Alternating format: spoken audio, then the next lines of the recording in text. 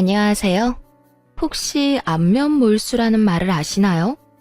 아는 사이인데도 아예 모르는 척하거나 뻔뻔하게 굴 때 쓰는 말이라고 하더라고요. 이런 말이 어울리는 사람에 대한 기억이 최근 우연한 만남을 통해 떠올랐는데 여러분과 공유하고 싶어 이렇게 사연글을 보내게 됐어요. 그 사건의 주인공은 바로 전 시모와 그 가족들이에요. 그들에 대해 말하려면 남편과 제 사이에 대해 먼저 알려드려야 할 것 같네요. 남편은 같은 고향 출신으로 동갑내기 고교 동창이에요. 남편과 친해지게 된 계기는 친정어머니 덕분이었어요. 친정어머니는 제가 고등학생일 무렵 다니던 학원 근처에서 분식집을 하셨거든요. 그래서 근처 학원을 다니는 친구들이 어머니가 하는 분식집을 자주 찾았어요. 남편 역시 단골이었던 거죠. 남편이 조금 소심한데 어릴 때는 지금보다 더 주눅 들어 있었거든요. 남자아이 혼자 떡볶이 먹으러 온 걸 보고 어머니가 신경을 많이 써줬어요. 남편은 식탁 위를 항상 깔끔히 정리해서 어머니한테 칭찬도 많이 받았고요. 그리고 저는 남편과 같은 학원에 다녔었기 때문에 자주 만났죠. 그때 남편이 저한테 그랬거든요. 너희 집은 진짜 즐거워 보이네. 넌 좋겠다. 진짜 부러워. 갑자기 무슨 오글거리는 소리야? 다른 집도 다 비슷하지 않아? 꼭 그렇지만은 않지. 넌 진짜 복 받은 줄 알아야 해. 나중에 알게 됐죠. 남편이 집에서 차별을 많이 당했다는 걸요. 알고 보니 재혼 가정이었는데 계모가 남편을 어릴 때부터 많이 차별했대요. 드라마에나 나오는 이야기라고 생각했는데 직접 들으니 참 마음이 안 좋더라고요. 계모의 아들인 남동생은 새 것만 들고 다니는데 남편은 늘 같은 걸 들고 다녔고요. 밥도 제대로 못 얻어먹는지 매번 우리 분식집에서 배를 채우더군요. 화목한 우리 집을 보며 부러움을 느끼는 남편이 측은해서인지 관심이 가기 시작하고 점점 마음을 키워갔던 것 같아요. 그렇게 대학 들어가서 연애를 시작하고 직장인이 된 후에 결혼을 하게 됐죠. 내가 이 사람을 행복하게 해주고 싶다고 생각했어요. 그런데 시댁이 참 정글 같은 곳이더군요. 일단 시부는 저를 엄청 좋아해 주셨거든요. 그래, 어릴 때부터 봐온 사인이 참 좋구나. 사부인께서는 잘 계시지? 네가 며느리가 돼서 얼마나 기쁜지 모른다. 게다가 대학병원 간호사가 내 며느리인 게 얼마나 자랑스러운지 친구들한테 자랑도 많이 하고 다녔지. 그런데 허허 웃는 시부의 말이 끝나자마자 시모가 날카롭게 받아치더군요. 의사도 아니고 꼴랑 간호사인데 뭐가 그렇게 자랑스러워요? 세상에 자랑할 게 그렇게 없어요. 당신 둘째 아들이 데려온 며느리가 얼굴이랑 행동이 이쁘지. 첫째는 영 뻣뻣하고 인물도 별로라 내 마음에 들지가 않는데.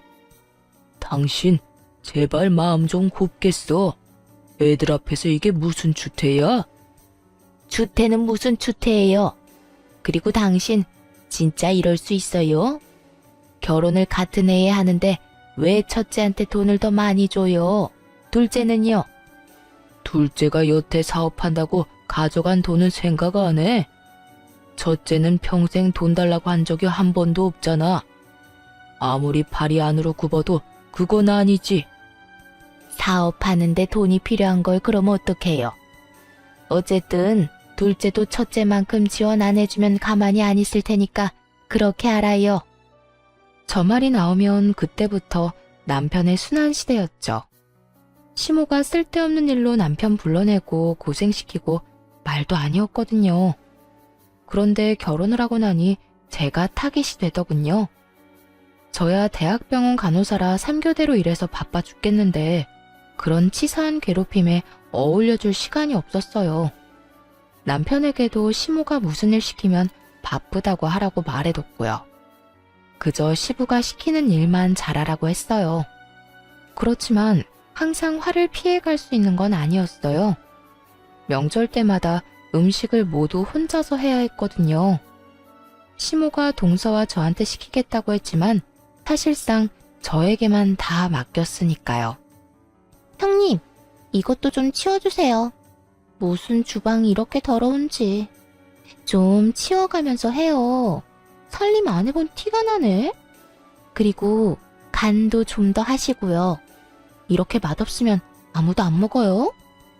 시모를 등에 업고 동서는 사람 좋은 얼굴로 온갖 일을 다 시켜댔어요. 그럼 집에서 쉬는 동서가 일 좀 해. 나한테 시키지 말고. 그리고 아버님 몸 안 좋으신 거 몰라? 간 세게 했다가 아버님 병원 가시면 동서가 수발 들 거야. 무슨 말을 그렇게 하세요? 전 그냥 맛없다고 한 것뿐이죠. 그리고 지금 저 일 안 한다고 무시하세요? 제가 남편한테 얼마나 신경을 많이 쓰는데요. 그럼 좀 가서 도련님한테 신경이나 쓰든가. 왜 입으로 혼수나 둬? 미리 말하지만 여기 아버님도 같이 계신 거 알지? 아버님 이야기를 꺼내면 동서의 기세는 물을 뒤집어 쓴 불꽃처럼 사그라들었어요. 아무리 시모의 위세가 대단해도 아직까지 이 집안의 보스는 시부니까요. 시부가 평소에는 유약했지만 첫째 며느리인 절 건드리는 걸 가장 싫어하셨거든요. 부모님이랑도 잘 아는 사이셔서 잘 지낼 수 있도록 최대한 배려해 주셨고요. 그럼에도 5년 동안이나 혼자서 조용히 명절 음식을 다 한 건 저 나름대로 다른 노림수가 있어서 그랬던 거예요. 이 정도면 됐다 싶은 기간이 딱 5년이었거든요. 모두가 나 혼자 일을 다 하고 있다는 걸 알만한 시간. 5년이 지나자 저도 슬슬 본색을 드러냈죠. 어머님, 아버님, 이번 추석에는 제가 전날에 음식하러 못 올 것 같아요. 여태까지는 사정해서 당직을 빠졌는데 다른 사람들 일정을 무시할 수가 없어서요. 로테이션으로 돌아가며 일정 잡는데 저만 매번 명절에 빠질 수는 없잖아요. 즉, 명절 전날에 일하러 가야 해서 시댁에 못 온다고 못 박아버린 거죠. 그런 게 어딨니? 네가 없으면 어떡하라고? 어머님도 참, 며느리가 저 하나뿐인 것도 아닌데 무슨 걱정을 하세요. 동서 혼자서도 잘할 거예요. 전업주부라 살림도 남편 내조도 잘하는 동서가 설마 제사 음식 하나 못하려고요? 웃으며 그렇게 말하자 시모가 역정을 내더군요. 아니, 여태까지 잘 빼줬다가 왜 이번부터는 안 된대? 너 그냥 음식 안 하고 싶어서 일한다는 거 아니니? 어머님, 대학병원에 일하는 사람이 얼마나 많은데요. 저만 계속 그 날짜에 빠질 수가 없어요. 다른 사람들도 생각해야죠. 그래, 그건 새아기 말이 맞다. 며느리가 둘이나 있으니 이번에는 둘째에게 시켜보자. 첫째 혼자서도 그만큼 했는데 둘째라고 못하겠어? 그렇지? 시부가 그렇게 얘기하자 동서는 말도 없이 우물쭈물하기만 하더군요. 우더러니 시키니 안 된다 말은 못하겠고 중간에서 곤란하겠더라고요. 그래서 손윗사람으로서 등 떠밀어줬죠. 동서가 못하는 게 아니에요. 어머님이 워낙 동서를 아끼시니 그간 실력을 볼 기회가 없었던 것뿐이죠. 전업주부로 5년을 지냈는데 설마 음식 하나 못하겠어요? 이번에 그 솜씨 한번 발휘해줘요. 알았죠? 결국 동서 혼자 명절 준비를 하게 됐어요. 동서가 미친 듯이 째려봤지만 뭐 어쩌겠어요? 그날 일이 있어서 전 못 나오는 걸요. 그렇게 명절이 되어 일을 끝내고 시댁으로 갔더니 세상에 동서 혼자 정말로 준비를 다 했더군요. 시모가 어깨를 으쓱하더니 보란듯이 말했어요. 봤니? 맛도 그렇고 모양도 그렇고 금 잡을 데가 한 군데도 없어. 거기다가 나 고생할까봐 전날 집에서 다 해오는 정성까지.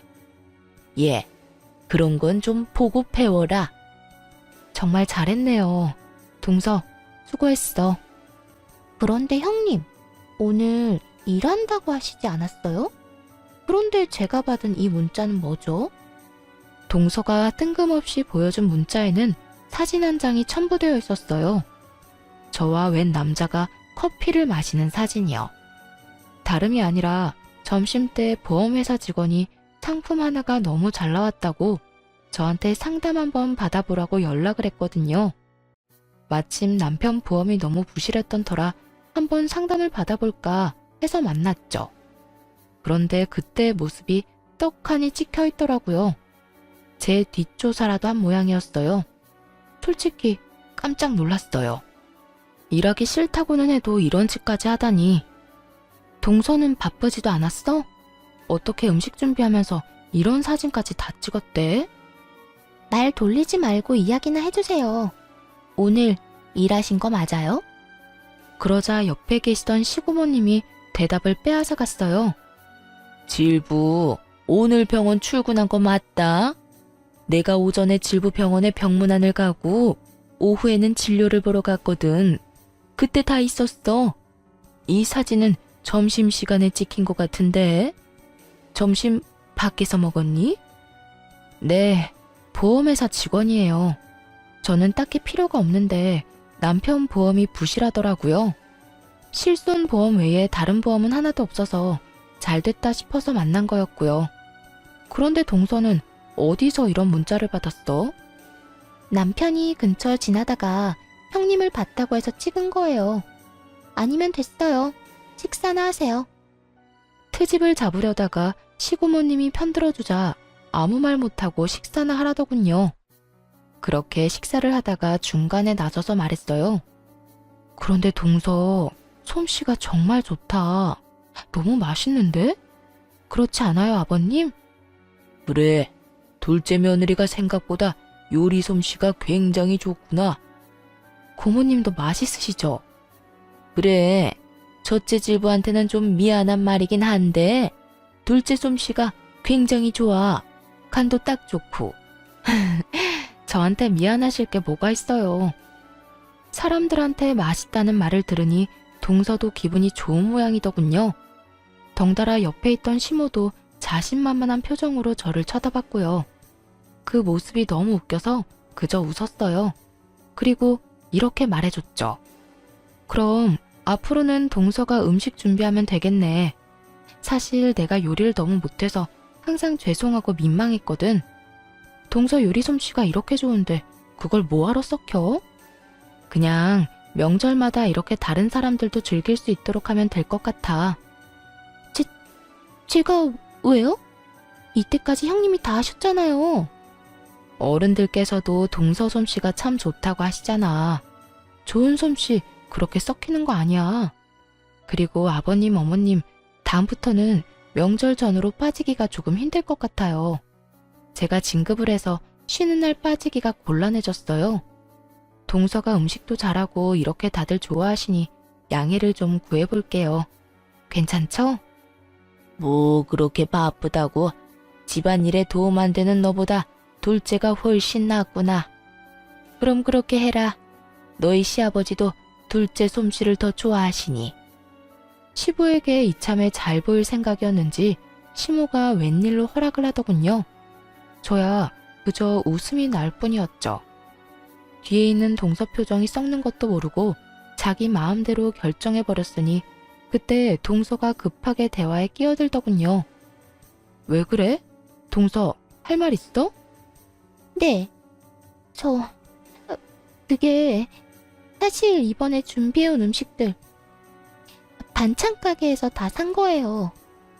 눈을 찔끔 감고 말하는 동서를 보니 진짜로 웃음이 터질 것 같았어요. 참으려면 허벅지를 꽉 꼬집어야 할 정도였죠. 뭐라고? 너? 그게 너무 힘들었단 말이에요. 혼자서 제사 음식을 어떻게 다 해요? 저도 어쩔 수 없이 그랬던 거라고요.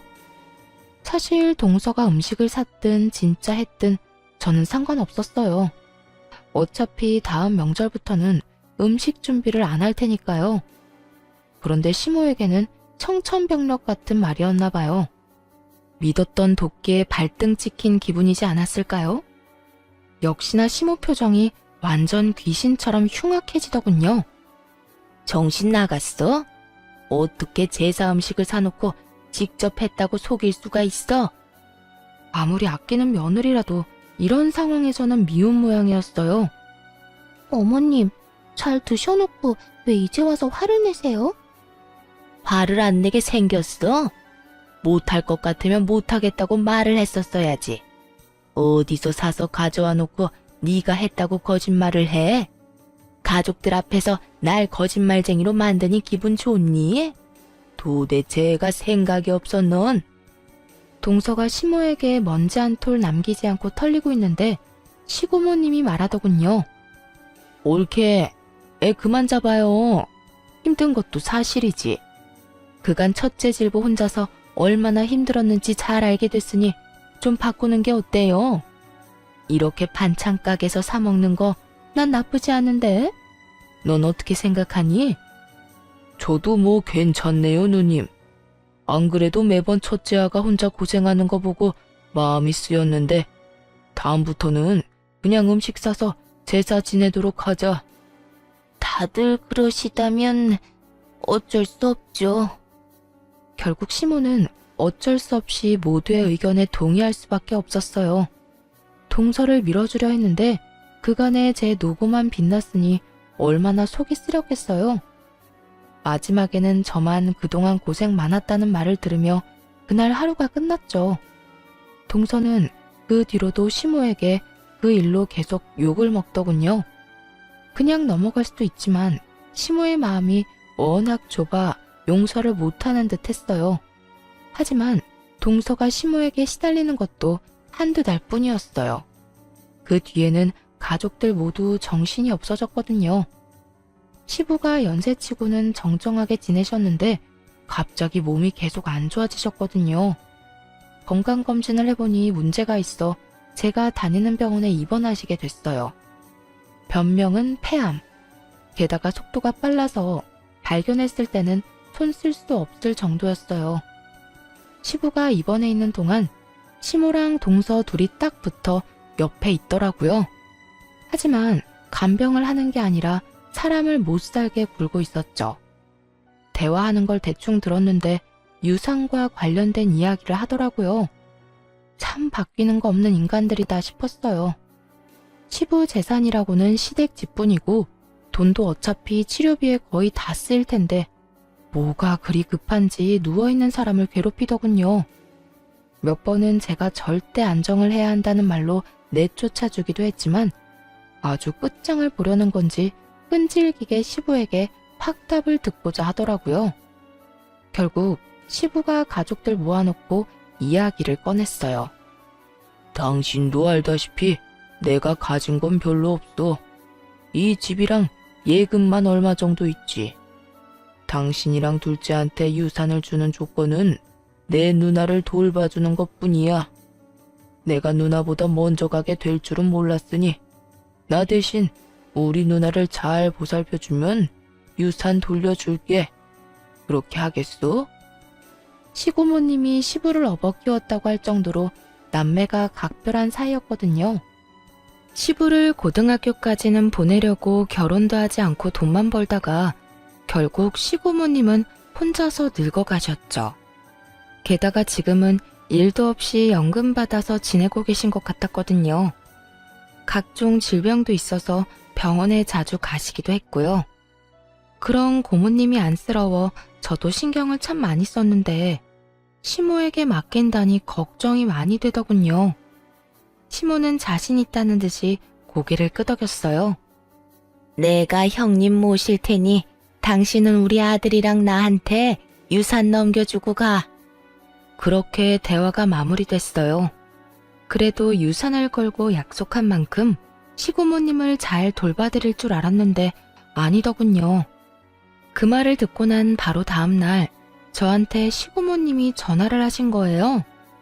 첫째 질부, 내가 오늘 병원에 가야 하는데 같이 가줄 수 있을까? 검진 때 수면 내시경도 해야 하는데 보호자가 없으면 안 된다네. 올케랑 둘째 질부는 사업 때문에 바쁜지 연락도 제대로 안 받고. 아예 시고모님을 방치해두려고 작정을 했더군요. 아무리 그래도 그렇지 하루 만에 이러는 건 좀 아니잖아요. 그래도 시고모님에게는 내색하지 않고 말했죠. 네, 제가 같이 가드릴게요. 앞으로 보호자 필요한 일 있으면 저나 남편한테 연락하세요. 시간 날 때만이라도 꼭 해드릴게요. 아유, 정말 고마워. 내가 믿을 구석이라고는 첫째 질부뿐이네.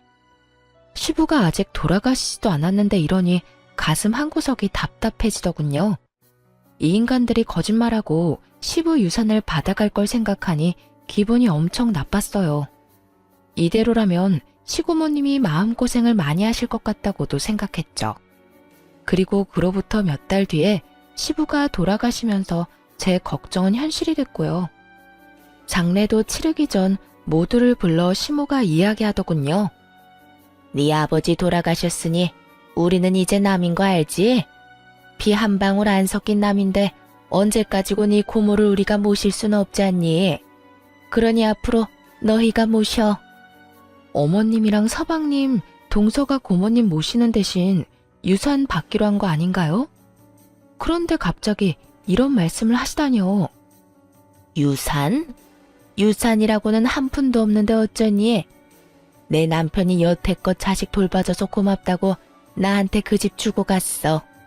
이미 그 집은 내 집이었다고. 그러니까 유산은 한 푼도 없는 거고. 이런 상황에서 내가 왜 너희 고모를 모시니? 나랑 우리 아들이 너희 고모랑 피가 섞였어 뭐가 있어? 어머니, 지금 아버지가 돌아가시기도 전에 명의를 변경했단 이야기예요? 어떻게 그러실 수 있어요? 아버지가 동의하신 거 아니죠? 남편이 느낀 배신감은 상상 이상이었을 거예요. 설마 시부가 죽기 전에 저런 짓을 해놨을 줄 몰랐을 테니까요. 어머, 얘 좀 봐. 그 사람이 동의를 안 하면 내가 어떻게 그 집을 내 걸로 만들어. 그리고 네 아버지 장례는 알아서 치러라. 내가 늙은 영감 죽을 때까지 수발 들어줬는데 이 정도는 너희가 알아서 해야 하는 거 아니니? 수발을 든 게 아니라 아버지 닥달해서 재산 다 빼돌리려고 한 거겠죠. 저희도 이대로는 그냥 못 넘어갑니다. 못 넘어가면 뭐 어쩔 건데. 미련하긴. 그러게 잘 좀 하지 그랬어. 그랬으면 그 영감이 뭐라도 더 챙겨주고 떠났을 텐데. 하나도 안 남긴 거 보면 네 아버지가 널 어떻게 생각했는지 알겠다. 그리고 앞으로 뭐 하든 우리 찾지 마라. 이제 남남이야 남남. 장례식이 끝나기도 전에 선을 긋는 시모와 서방님네를 보며 정말 치를 떨었어요. 시부의 죽음에 충격받은 시고모님은 주저앉아 일어서지도 못하고 계셨죠. 얼른 다가가 시모와 다투는 남편을 대신해 시고모님을 부축해드렸어요. 경수, 가진 것도 없는 노인 모실 생각하니 어때요? 우리는 가족이 아니라 부양 의무가 없는데 어쩌나. 나중에 장례비가 더 나오긴 하겠지만 그래도 가족 좋다는 게 뭐예요? 좀 챙겨주시고 고생들 하세요. 조롱에 가까운 말에 순간 화가 확 치밀었지만 겨우겨우 참았어요. 어떻게 아픈 사람을 앞에 두고 저딴 말을 짓거리는지. 게다가 시부가 돌아가신 지 하루도 안 됐잖아요. 사업 자금이다 뭐다 돈도 많이 받아간 주제에 바로 생판 남처럼 구는 놈을 보니 너무 역겨워서 차라리 가족이 아닌 게 다행이다 싶을 정도였죠. 그렇게 저와 남편만 남아 시부의 장례를 치렀어요. 그런데 장례가 끝나고 나니 억울하다는 생각이 들었어요. 시부 재산을 이렇게 싹 다 뺏기는 건 진짜 아니잖아요. 그래서 소송을 준비했어요. 그 집이라도 가져오려고요. 그런데 상대방도 절대 그 집을 안 뺏기려고 발악하며 애를 쓰더군요. 소송한 지 얼마 안 돼서 시고모님이 저희를 찾아왔어요. 소송 취하하는 게 어떻겠니? 솔직히 그 이야기 듣는데 너무 원망스럽더라고요. 돈이 문제가 아니었어요. 남편에게는 아버지의 마지막이 걸린 문제였죠. 그것마저 뺏기면 시부와 남편은 시모에게 평생을 당하고만 산 것일 테니까요. 고모님, 그래도 그 집은 아버님 거예요. 원래라면 남편이 받아야 할 집이고요. 이대로면 아버님도 억울하실 거예요. 잘 알아. 그러니 취하하라는 거야. 내가 네 시아버지한테 부탁받은 게 있어서 그래. 뭔지는 잘 모르겠지만 돌아가신 시부에게 부탁받은 게 있다니 일단 소송을 취하하기로 했어요. 그러자 시모와 서방님이 찾아왔더군요. 그래, 잘 생각했다. 그러게 폐할 소송을 왜 하니? 변호사가 딱 봐도 너희가 질 것 같다고 한 거니? 그래서 소송 취하한 거야? 이렇게까지 캐묻는 이유는 단순했어요. 자기들이 변호사에게 좋은 소식을 듣지 못한 거죠. 사실 법정 다툼으로 가면 불리해지는 건 그쪽이었거든요. 재혼 부부인데 혼인신고도 안 했고 유언도 없는데 증여로 유산을 받았다기엔 시부의 마지막 정신이 온전한지도 모르고 다툼을 해볼 여지가 충분한 비정상적인 증여였으니까요. 그런데 저희가 소송을 취하하니 무슨 꿍꿍이가 있다고 생각하고 온 것 같더라고요. 그때 시고모님이 나타나서 시모에게 물었어요. 옳게 얘기 좀 들어봅시다. 우리 동생이랑 재혼할 때 혼인신고했어요? 혼인신고 안 했죠. 그럼 사실혼 관계인가요? 사실혼도 아니죠. 같이 살기만 했을 뿐. 결혼식도 안 했는데요. 그럼 우리 조카를 양자 입양 안 한 것도 맞아요? 혼인신고도 안 했는데 입양을 왜 해요? 그럼 올케 자식도 법적으로는 우리 동생 아들이 아니겠네요. 네, 우리 진짜 남이라니까요. 남. 그런데 이런 건 왜 꼬치꼬치 캐물어요? 저는 시고모님이 미리 말씀하신 대로 두 사람의 대화를 녹음 중이었어요. 이야기를 들을수록 시모가 시부의 재산을 빼돌렸다는 의심을 지울 수가 없었어요. 그런데 시고모님이 갑자기 웃으며 종이를 하나 꺼내시더라고요. 그럼 계산이 간단해서 좋네요. 지금 그 집 소유주가 올케 맞죠? 그 사람이 진짜 명의를 나한테 넘겨주고 죽었다니까요. 그런데 이게 뭐야? 시고모님이 건넨 서류를 슬쩍 훑던 시모가 깜짝 놀라 소리를 꽥 지르더군요. 내가 그 집 소유주한테 그 집을 담보로 돈을 빌려줬어요. 이건 그 차용증이고요. 그런데 돈을 갚지 않은 채 그 집이 그쪽으로 넘어갔으니 당신이 갚아야겠네요. 시부가 빌린 돈은 거의 1억에 가까운 금액이었어요. 게다가 돈을 못 갚으면 집을 주겠다는 조항이 떡하니 적혀 있었죠. 거짓말이지? 가족끼리 돈 빌린 일에 이런 건 소용없다고. 가족끼리라도 차용증 쓰면 당연히 법적 효력 있는 건 몰랐어요. 근데 동생도 참 너무하네. 그 집 받을 때 아무 설명도 못 들었어요? 시모는 아무 말 못하고 손톱만 질근질근 물어뜯더군요. 딱 보니 시부 허락 없이 집을 가져간 티가 났어요. 완전히 얼굴이 파랗게 되어서 했던 말만 되풀이하더라니까요. 거짓말이야. 이럴 리 없어. 이거 가짜죠? 가짜니까 여기서 이러지.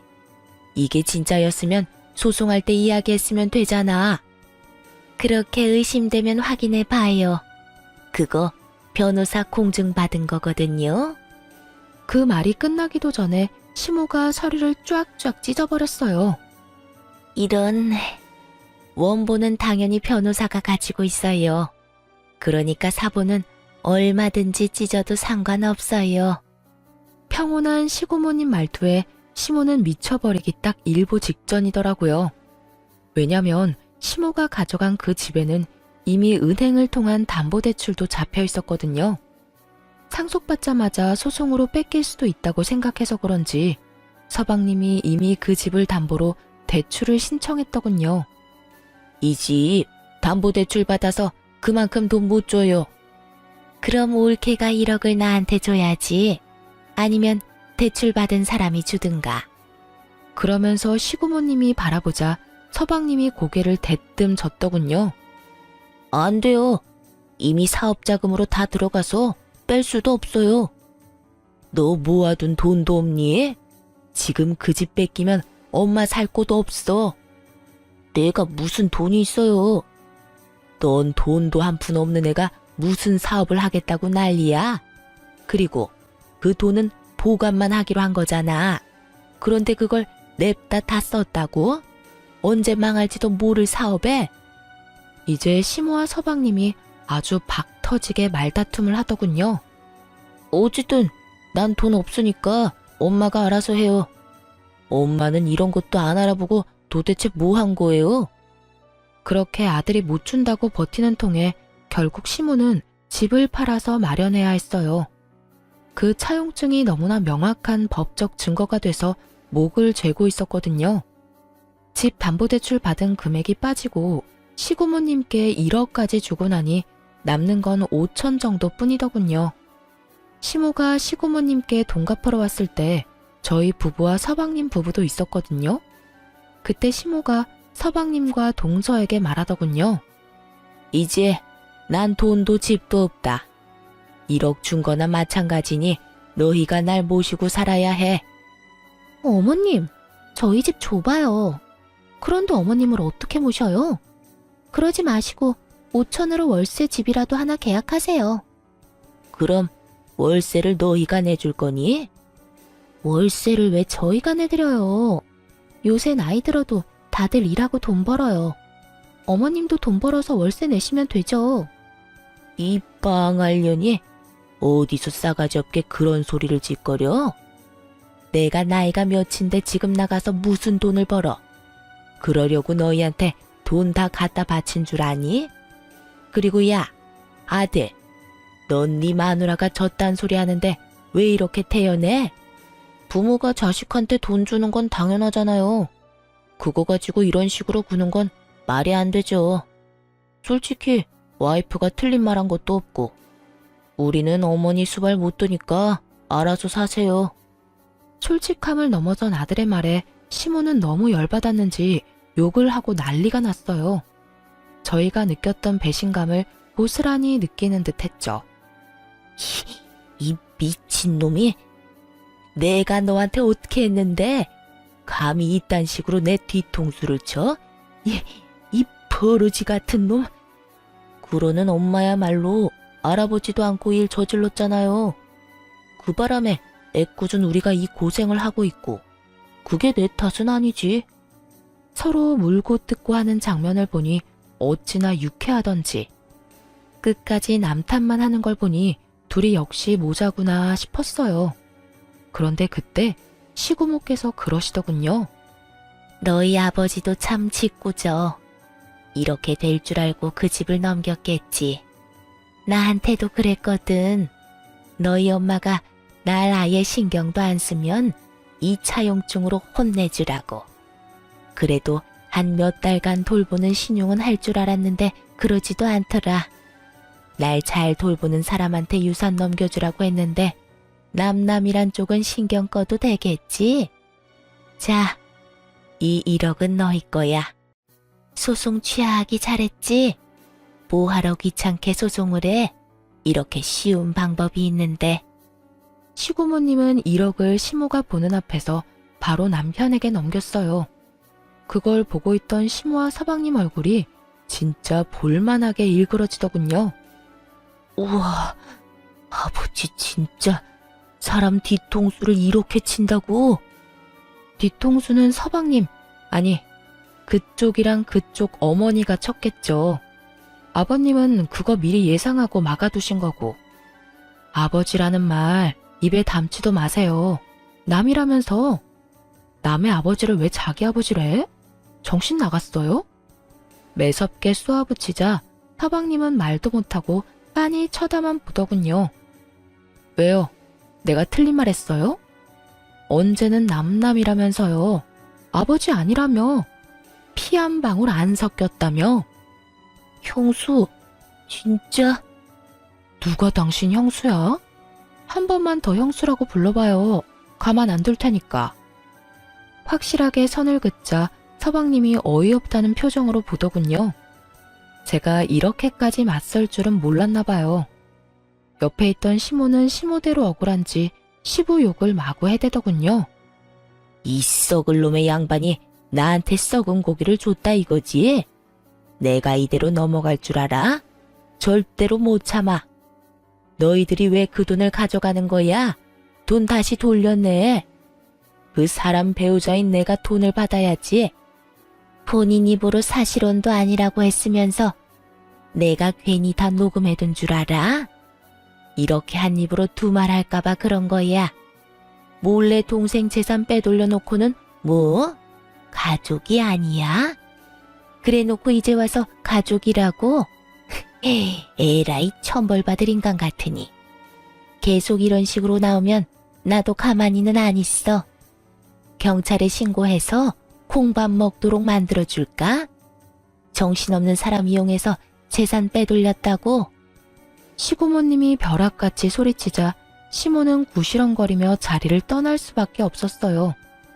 그 인간들 떠나는 모습을 보면서 시고모님이 그러시더군요. 그리고 여기 내가 가지고 있는 다가구 건물 너희들이 가져가. 너희 아버지랑 공동으로 산 건데 내 명의로 하라고 했었지. 너희도 알다시피 내가 자식도 없고 남편도 없잖니. 시고모님이 말씀하시는 거 들으니 제 속이 다 시원하더군요. 사실 시고모님은 시모의 말처럼 집만 되는 노인은 아니었어요. 결혼도 하지 않고 어린 나이부터 악착같이 일해서 모은 돈을 활용해 50대의 아파트 하나와 건물을 2개나 가지고 계셨거든요. 저희에게 주신 다가구 건물 제외하고서도 말이죠. 그렇게 마련한 건물 월세만으로도 한평생 일을 안 해도 될 정도였으니 뭘 모르는 남의 눈에는 일도 안 하고 연금으로나 먹고 사는 노인처럼 보였겠죠. 게다가 워낙 검소하셔서 더욱 그렇게 보였을 테고요. 시모는 그 허름해 보이던 시고모가 사실은 복권이라는 걸 전혀 몰랐던 거예요. 알았다면 저희한테 떠넘겼겠어요? 끝까지 물고 늘어지려고 했겠죠. 나도 이제 나이가 들어서 건물 관리를 너희한테 맡길까 싶어. 질부가 예전에 일하는 거 힘들다고 했지? 어때? 나 대신 건물 관리 해볼래? 나중에 물려받으면 관리하기 더 쉬울 거야. 쓸데없이 고민을 길게 하지 않았어요. 나중에 받아놓고 관리 못해서 날리는 짓은 안 하고 싶었거든요. 네, 제가 관리해 볼게요. 그럼 조카 명의로 할 다가구 주택이랑 내 상가 2채는 질부가 관리해줘. 내일부터 나랑 같이 다니면서 얼굴 도장 찍자. 그렇게 시고모님 따라 열심히 배웠어요. 1년 정도 열심히 하니 그제야 여유가 생기더군요. 그렇게 2년을 더 관리인이자 건물주로서 일하는데 어느 날 정말 깜짝 놀랄 만한 우연을 맞닥뜨렸어요. 남편 명의의 다가구 건물 중 원룸 계약을 원하는 사람을 만나러 부동산에 갔거든요. 그런데 거기서 전 시모와 마주친 거 있죠? 전 시모가 제 얼굴을 보더니 깜짝 놀라 소리를 치더군요. 네가 왜 여기 있어? 너 내 뒷조사 하니? 제가 왜 아주머니 뒷조사를 해요? 안 그래도 얼마나 바쁜데. 원룸 계약하러 오신 거 아니에요? 1층? 그거 제 남편 건물이거든요. 저는 관리인이고요. 그 이야기 듣자 갑자기 눈이 확 돌더니 전 시모가 저한테 달려들었어요. 야, 너 바른 대로 말해. 이 건물 네 시아버지가 빼돌린 거지? 우리 모르게 건물 가지고 있었던 거지? 어쩐지 그 짠돌이 같은 영감이 너무 아무것도 없기는 했어. 이거 다 사기인 거 알아 몰라? 내가 소송해서 다 되돌려 놓을 거야. 소송이요? 아주머니가 무슨 자격으로 소송을 하세요? 잊으셨어요? 본인 입으로 제 시아버지랑 아무 관련 없다고 말씀하셨잖아요. 혼인신고도 안 했다. 사실혼도 아니다. 첫째를 양자 신청도 안 했고 아주머니 자식도 시아버지 자식 아니라면서요. 그런데 도대체 어떤 자격으로 소송을 한다는 말이세요? 제 말에 전 시모가 순간 말을 못 잇더군요. 그럴 수밖에요. 그때 시고모님 부탁으로 전부 다 확실하게 녹음해놨으니까요. 원본이 아직도 저한테 있는데 소송한들 법원에서 받아줄 리도 없고요. 그래도 내가 저를 키운 정이 있는데 어떻게 그놈이 그럴 수가 있어? 이런 식으로 아버지 재산 빼돌려서 내 뒤통수를 치다니. 아이고, 억울해서 못 살겠네. 신세 한탄을 시작한 전시모를 보며 피식 웃어주고는 말했죠. 그러게, 처음부터 고모님한테 잘 좀 하시지 그랬어요. 그 재산들 다 아버님이 고모님한테 맡겨두셨더라고요. 결과적으로는 저희가 좋게 됐죠. 아주머니가 대박 복권이나 다름없는 고모님을 저희한테 맡겨주셔서요. 그렇다고 고맙다는 뜻은 아니에요. 아버님 부탁 다 무시하고 욕심내다가 이렇게 된 거면서 뭐가 그렇게 억울해요? 그럼 억울하지 안 억울해? 네 시아버지 그 인간이 내가 자기 누나 안 돌볼 거 알고 미리 손 쓴 거였어. 그걸 알았으면 이런 짓을 했겠어? 그러니까요. 자기가 잘못된 선택을 해놓고 왜 남 탓을 해요? 대신 사랑에 맞지 않는 아드님이랑 며느리 덕 좀 보세요. 그런데 그것도 쉽지 않나 봐요. 혼자서 월세방 계약하려는 거 보면. 그 놈은 인간이 아니야. 내가 그렇게 집 뺏기니까 본색 드러내고 나를 버려버리더라고. 게다가 사업하다 다 말아먹고는 나한테 와서 들러붙잖아. 아들놈이고 며느리고 일은 안 하고 밥만 축내는데 그러잖아도 늙어서 아들이랑 며느리 먹여 살리는 것도 힘든데 월세 보증금까지 뺏기면 못 버티겠다 싶어서 말도 안 하고 돈 빼서 나온 거야. 그놈들 지금쯤 나 찾으려고 눈에 불을 켜고 있을 거다. 그간 있던 일을 하소연하는 전시모를 보며 너무 웃겨서 죽을 뻔했어요. 그러다가 꼭 한마디는 해주고 싶어서 말했죠. 아주머니는 자식 탓할 거 없어요. 본인이 스스로 뿌린 거 모두 거둔 것 뿐이잖아요. 자식은 거울이라고 하죠. 어때요? 본인이랑 똑같은 자식한테 당해보니. 그리고 그동안 남편이 당한 것도 떠올라 말해줘야겠다 싶었어요. 그러게 처음부터 마음을 곱게 썼으면 이런 꼴은 안 받겠죠. 제 남편은 참 착한 사람이라 은혜를 입으면 간도 쓸개도 다 빼줄 사람이거든요. 지금은 부모님이 안 계셔서 대신 처가에 얼마나 잘하려고 애쓰는지. 얼마 전에는 부모님 모시고 해외여행까지 다녀왔으니 말 다 했죠. 구구절절 다 맞는 말이라 전 시모는 아무 말 못하고 한숨만 푹푹 쉬더군요. 마음만 곱게 썼다면 자신이 누릴 수도 있었을 거라 생각하는지 더 후회스럽고 짜증이 난 것처럼 보였어요. 계약은 안 하는 걸로 할게요. 나중에 안 나가겠다고 할지도 모르고 보호자가 와서 난리칠지도 모르잖아요. 이 위험이 뻔히 보이는데 계약을 하는 건 좀 무리네요. 너 정말 1억이니? 그래도 우리가 한때는 가족이었는데. 야박하게 굴지 말고 좀 해주렴. 이 근방에서 여기가 제일 저렴하고 깨끗하던데. 가족? 우리가 언제 가족이긴 했나요? 대놓고 사람 차별하고 괴롭혀놓고 이제 와서 아쉬우니까 가족 운운하지 마세요. 본인 입으로 아무런 관련 없는 사람이라고 했으니 엮일 생각하지 마시고요. 그렇게 대놓고 핀잔을 주자 전 시모는 결국 계약도 못하고 떠났어요. 나중에 그 이야기를 전해드리자 시고모님이 엄청 웃으시더군요. 그 자리에 없었던 게 너무 아쉽다면서요. 하긴 동생을 배신한 그 사람이 패가망신하는 모습을 정말 보고 싶으셨을 거예요. 착한 사람들이라 자기 마음대로 주물럭거릴 수 있을 줄 알았는데 마음 곱게 안 쓰다가 결국엔 크게 당해서 아무것도 없이 버려진 전 시모. 그런데도 아무도 불쌍히 여기지 않는 걸 보면 자업자득이라는 말이 딱 어울리겠네요. 오랜만에 악연을 만나고 그때가 떠올라 사연 써봤는데 잘 들으셨나 모르겠네요.